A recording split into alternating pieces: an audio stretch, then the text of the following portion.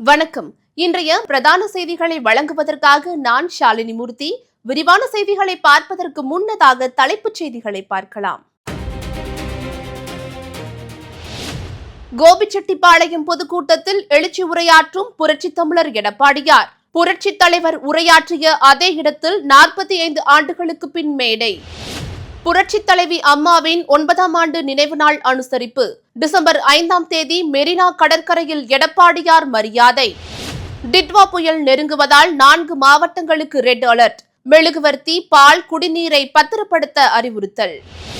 ஆபரண தங்கத்தின் விலை மீண்டும் உச்சத்தை எட்டியது.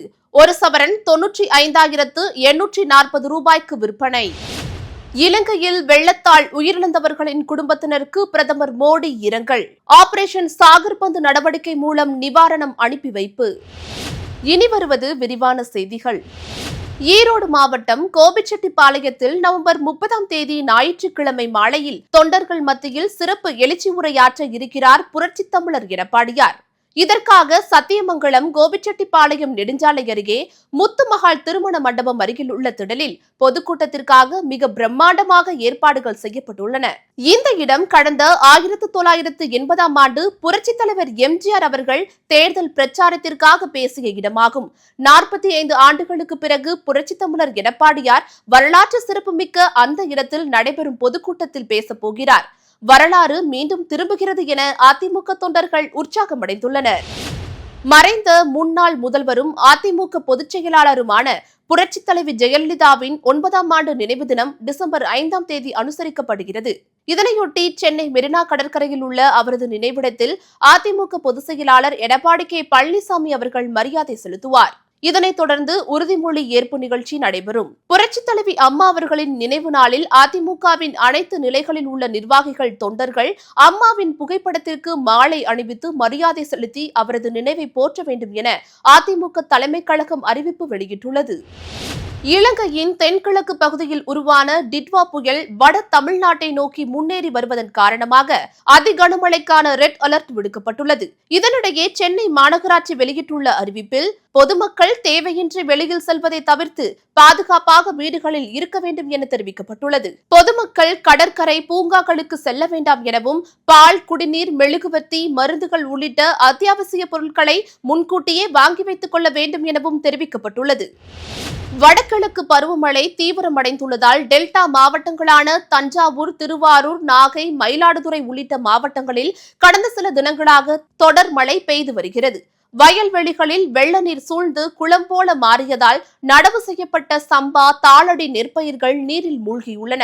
வயல்களை ஒட்டியுள்ள வடிகால்கள் தூர்வாரப்படாததால் மழைநீர் வடிவதற்கு வாய்ப்பில்லாமல் வயல்களில் தண்ணீர் தேங்குவதற்கு காரணமாகியுள்ளதாக விவசாயிகள் குற்றம் சாட்டியுள்ளனர். இமயமலையில் ஏற்பட்டுள்ள மாற்றங்களால் இந்திய நிலப்பரப்பில் 61% பகுதிகளில் நிலநடுக்கம் ஏற்படும் அபாயம் இருப்பதாக இந்திய தர நிர்ணய ஆணையம் தெரிவித்துள்ளது. BIS எனப்படும் இந்திய தர நிர்ணய ஆணையம் வெளியிட்டுள்ள இந்தியாவின் நிலநடுக்கம் அபாயமுள்ள பகுதிகளின் புதிய வரைபடம் தற்போது பெரும் அச்சத்தை ஏற்படுத்தியுள்ளது. எனவே உத்தரகண்ட், இமாச்சல பிரதேசம் உள்ளிட்ட மாநிலங்களில் பாலம், வீடுகள் போன்ற கட்டுமானங்களை நிலநடுக்கத்தை தாங்கும் மாதிரியானவையாக அமைக்கப்பட வேண்டும் என நிபுணர்கள் கூறியுள்ளனர். விமான நிலையத்தில் வழக்கமாக சோதனை எதுவும் இல்லாமல் விமானத்துக்குள் இருமுடியை எடுத்து செல்ல அனுமதி வழங்கப்பட்டுள்ளது.